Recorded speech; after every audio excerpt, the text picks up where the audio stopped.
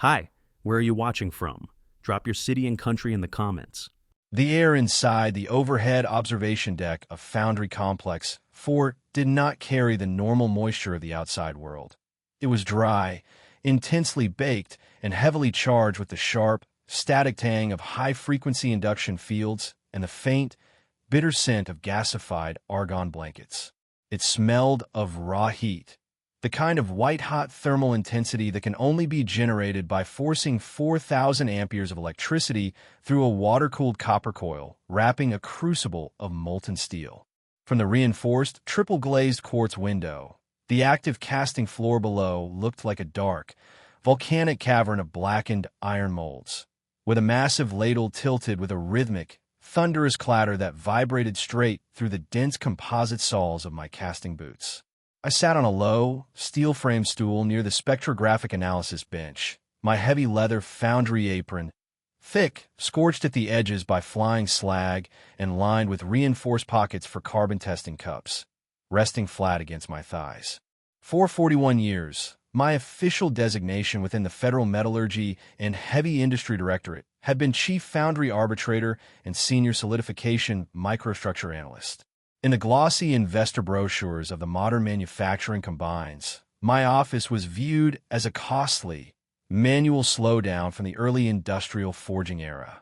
The new corporate holding group, Titan Vanguard Heavy Industries, had long since transitioned to using automated infrared pyrometers, thermal imaging cameras, and cloud-based simulation software that treated a 40-ton pour of molten titanium alloy as a simple fluid dynamic rendering on a laptop monitor. They genuinely believed that achieving flawless crystalline integrity in a critical industrial component was nothing more than a matter of matching the software's pouring speed with an automated hydraulic piston. But digital pyrometers do not calculate the microsegregation of carbon atoms that occurs inside a massive cooling mold when a sudden atmospheric drop causes the mold's outer cooling jacket to sweat. They don't hear the tiny, high-frequency, internal popping sound that indicates dendritic cracking is forming along the core axis, while the steel is transitioning from liquid to solid. I was the man who knew the precise cooling gradient of a high-nickel turbine disk, the visual signature of gas absorption on the surface of a liquid bath, and exactly how many seconds a casting must rest in its sandbed before the internal thermal stresses are equalized. I was not a corporate hedge fund representative, a logistics engineer, or a database designer. I was a physical evaluator of heat, crystal growth, and molecular tension who had spent half his life standing on the edge of roaring furnaces, reading the invisible structural flaws that the automated cameras were too blind to record. My sister's son, Raymond, stood near the digital spectrograph display, his spotless gray cleanroom coat carrying the sharp, chemical smell of new synthetic fibers as he checked his corporate tablet.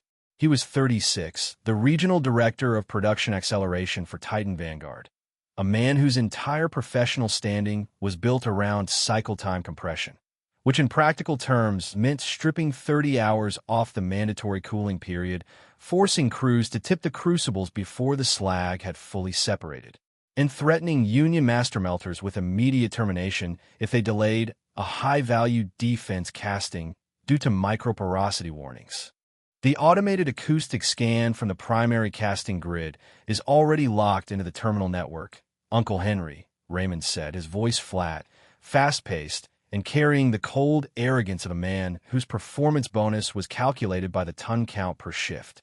The computer verified the cooling density across 12,000 points along the mold radius. The internal crystal distribution is mathematically perfect. Honestly, at 78, stepping down onto the casting floor with a manual skimming rod and an optical color scope just to check the furnace bath is an absurd waste of your remaining physical energy. You're holding up our shipping bay. He was presenting my forced displacement from the metallurgical management roster not as a cold corporate firing, but as a compassionate, protective retirement arrangement designed for my health. This is the exact terminology of modern corporate liquidation. You never tell a master founder that his eyes can read the temperature more accurately than your uncalibrated cameras. You tell him he is too fragile for the heat. The infrared cameras only read the emission glaze off the surface oxide layer, Raymond," I said, my voice low, holding the flat, gravelly weight of a man who spent 40 years speaking under the deafening rumble of industrial exhaust blowers. "The computer doesn't see the gas pockets forming at the base of the core plug. The system was calibrated by the top software engineering firm in Frankfurt. Henry," he replied, sliding his tablet into his leather case with a swift, aggressive motion. "We don't need an old melter looking at the sparks to tell us if the alloy is clean anymore.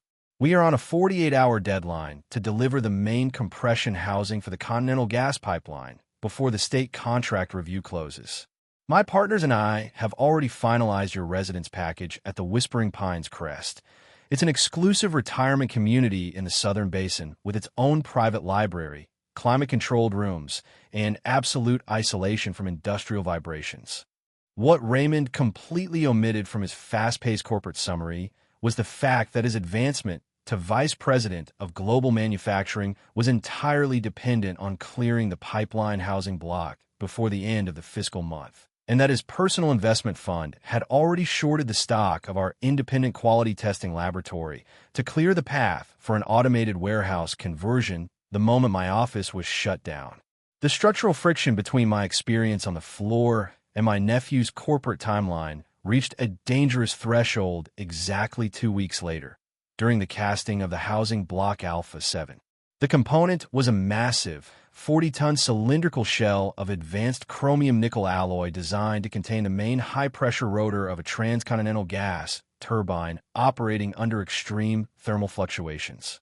To the regional management office, it was a high-revenue cargo clearance that needed to be poured and shipped within 12 hours to avoid a severe non-performance penalty from the energy syndicate. To Raymond, it was the final physical benchmark that needed to be verified before the corporate directors arrived for the public ribbon-cutting ceremony at the Foundry's new automated wing. He came down to the concrete edge of Furnace 4 during a heavy, gray Friday afternoon sleet storm, his thin-soled dress shoes slipping instantly on the slick, graphite-dusted floor of the casting bay. He was accompanied by a man named Sterling, the newly appointed Commissioner of Manufacturing Compliance, a 34-year-old logistics graduate whose understanding of metallurgy was entirely limited to what he had memorized from data simulation slides during his management courses. "Mr. Thorne," Sterling said, his hands shaking inside his heavy coat pockets as he looked out at the massive, glowing white ladle that hung from the overhead gantry crane like a suspended sun. "We reviewed the electronic readouts from the furnace's primary induction sensors. The chemical telemetry shows zero variance along the main bath profile. We need you to sign the master metallurgical release sheet so the crane team can tilt the ladle and begin the pour into the subterranean mold."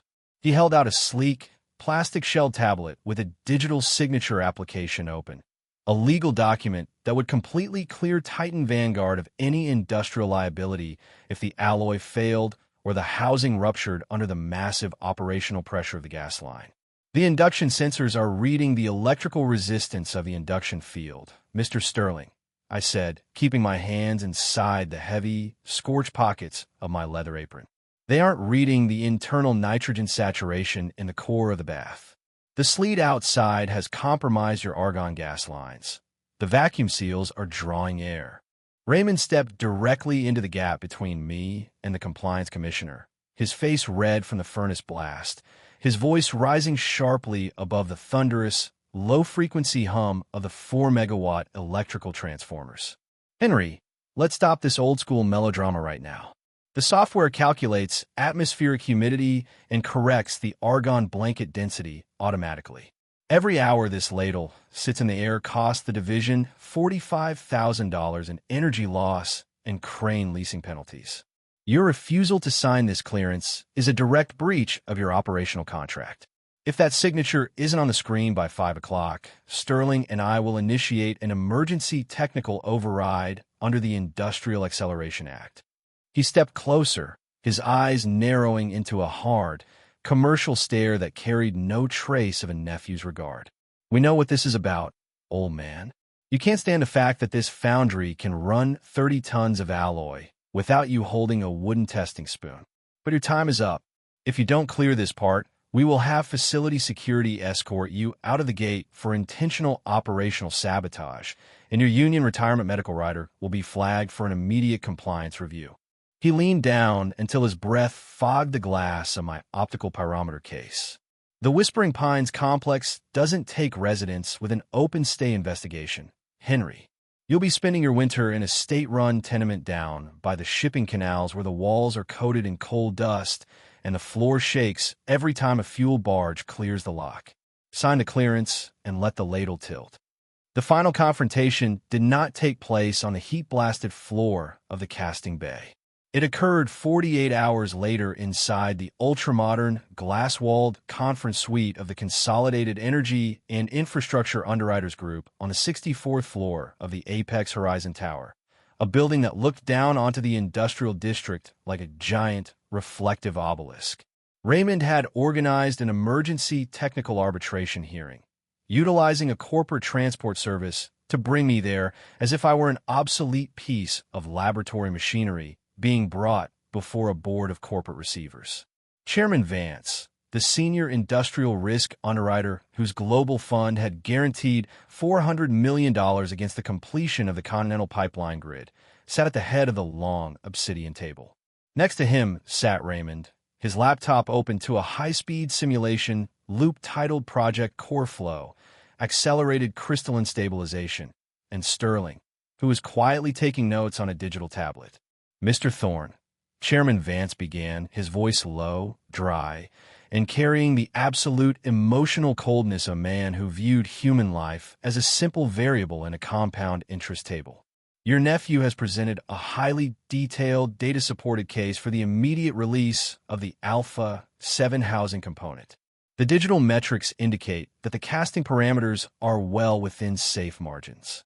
Your continued refusal to sign off on the metallurgical certificate appears to be based entirely on undocumented personal anecdote and outmoded manual testing methodologies.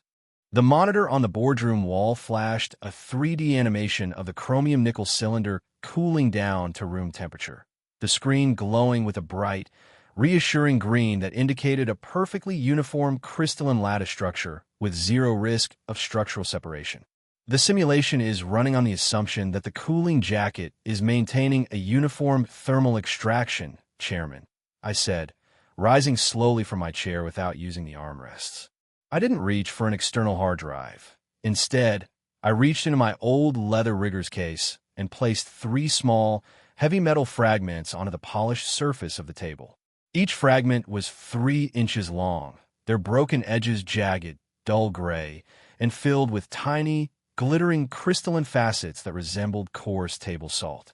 In November of 1989, I said, my voice cutting through the room's silent air conditioning with the absolute clarity of an iron yard whistle.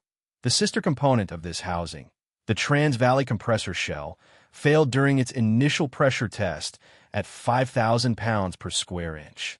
The manufacturer's computers at the time stated the alloy had been cured to absolute perfection. But the computers didn't calculate what happens when you have an active nitrogen infiltration during the first 12 minutes of the pour.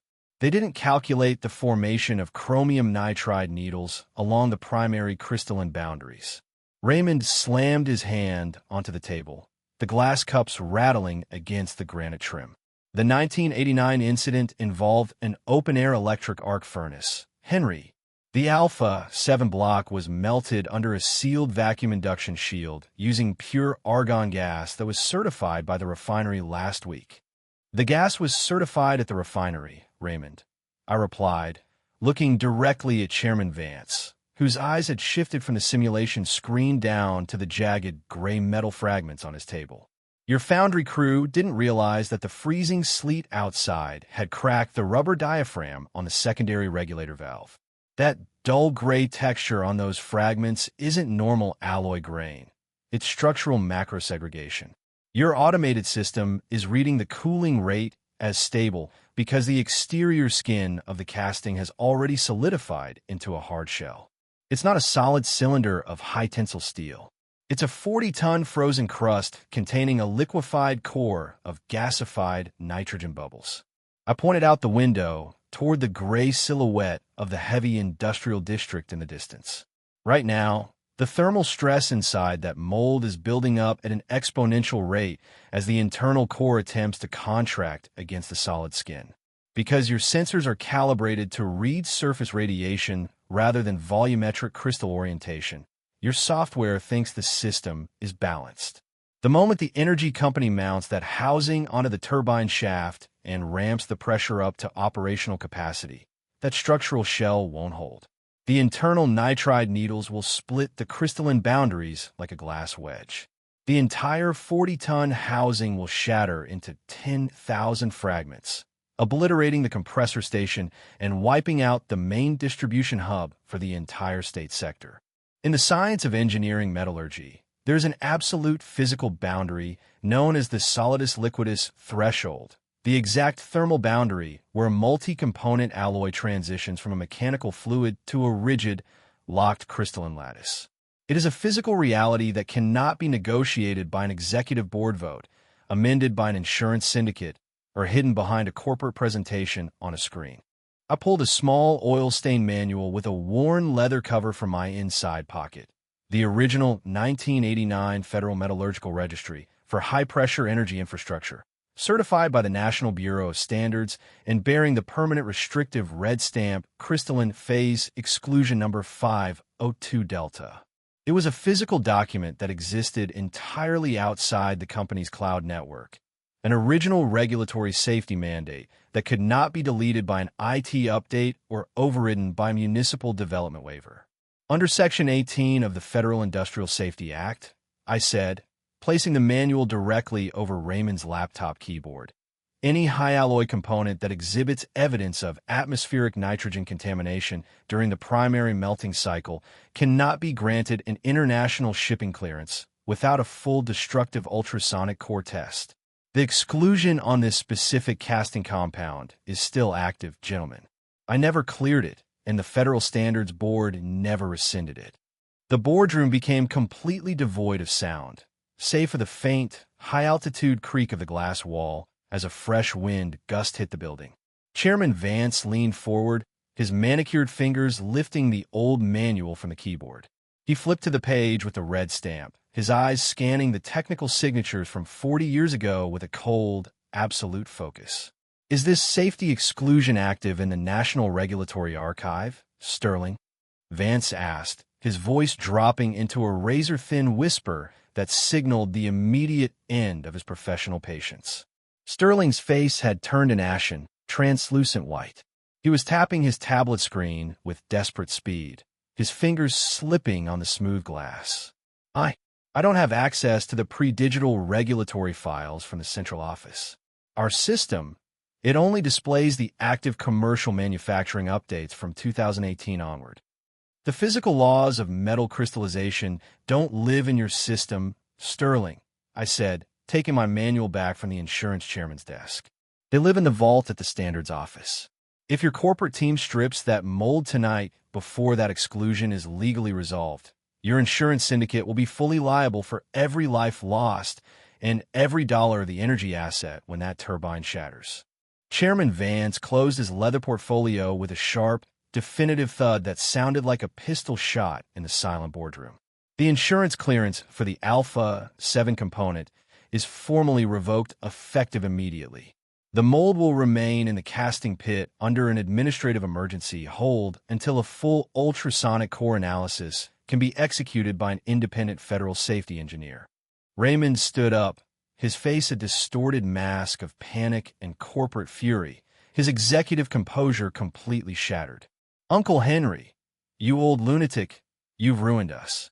The investment syndicate, they will call the primary manufacturing bonds tomorrow morning. We've already leveraged our entire corporate capital account against the completion timeline.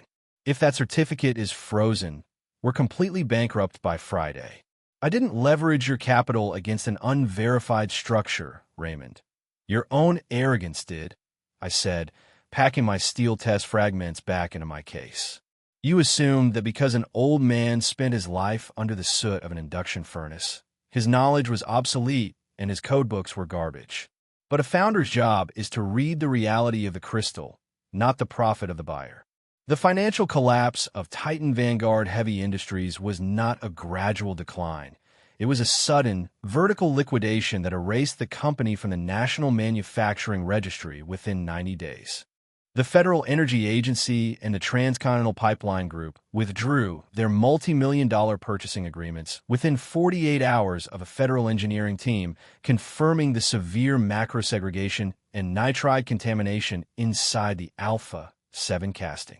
The cost of running a full secondary melting cycle, stabilizing the casting pits with industrial argon filtration systems, and reamining the facility floor exceeded $46 million. A capital expenditure that made the entire manufacturing project completely toxic to institutional investors. Without the expected delivery bonus from the energy timeline to clear their outstanding secondary credit lines, Raymond's partnership filed for Chapter 7 liquidation before the winter ice had closed the heavy transport shipping lanes. His luxury corporate sedan was towed out of his suburban driveway in mid-January. A quiet financial repossession witnessed only by the local municipal workers who watched the bank's agents load it onto a flatbed truck in the gray morning slush. Raymond called the Foundry house line once during the spring thaw, his voice hollow, flat, and completely stripped of his former corporate cadence. He spoke for less than 2 minutes, asking if I could use my standing as a lifetime member of the Metallurgy Directorate to help him secure an entry-level position as an assistant scrap-weight grader on the low-priority recycling yards in the Southern Basin. I told him that the scrap yards were using automated sorting conveyor systems now, and that the computers had no operational space for an executive who didn't understand how to read the physical crystallization of a metal bar. I was not moved to the Whispering Pines crest. The National Standards Board quietly canceled my retirement notice the following Monday afternoon. They realized that without my specific physical understanding of induction melting and the undigitized alloy phase exclusions, they couldn't certify a single high-pressure component in the energy or heavy infrastructure sectors without risking a structural failure that would void their national insurance policy. They created a permanent position for me, Chief Metallurgical Arbitrator and Historical Material Integrity Custodian for the Federal Infrastructure Fund. My salary is now paid directly out of the nation's core industrial security account, more than enough to keep my office warm through the winter storms without ever needing to look at a corporate senior community brochure. I still sit on my high steel stool in the calibration office of Foundry Complex 4, watching the digital telemetry lines flicker on the automated furnace screens below. The crucibles operate under my supervision now, their melt cycles cross-checked every morning against my manual optical scopes, and the high-alloy components leave the floor at a slow, measured pace, their molds resting for 48 hours until the metal crystalline structure has found its perfect, permanent peace within the matrix. The younger generation operates under the dangerous, modern delusion that technology is the same thing as control, and that a three-dimensional animation can force the metal to ignore the laws of physics. They believe that success is a matter of simply accelerating the schedule and erasing the manual safety margins of the past to maximize a quarterly return. But they do not understand that the heat does not look at your investment targets, and the steel does not care about your promotion timeline. Every commercial empire, every heavy industry fortune, and every family dynamic is ultimately subject to the physical limits of the material below. My nephew thought he was optimizing a slow asset when he tried to clear away my experience and force me off the floor. He didn't have the functional capacity to understand that the old, quiet man he viewed as an operational bottleneck was the only structural anchor keeping his entire world from being torn apart by the weight of the expanding crystal. In the end, he wasn't defeated by a family feud or an elaborate legal conspiracy. He was simply broken by the unyielding laws of the crystalline phase threshold he refused to believe was real.